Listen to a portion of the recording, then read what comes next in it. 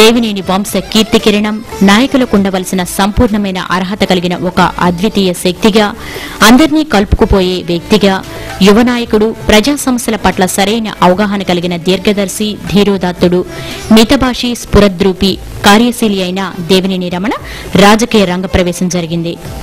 నిరాశ నిస్పృహలతో ఉన్న నందిగామ ప్రాంతానికి నవనాయకత్వం లభించడంతో ప్రజలు ఊరట చెంది స్వర్గీయ రమణ గారిపై అచంచల విశ్వాసంతో తమ శాసనసభ్యునిగా ఎన్నుకున్నారు.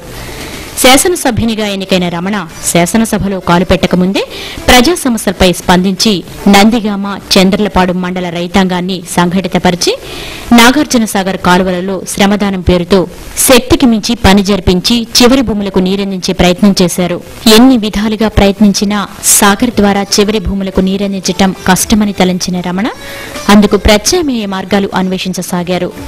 శోధించి సాధించే తత్వం గల రమణ ఆనాటి ముఖ్యమంత్రి, గౌరవనీయులు, రాజకీయ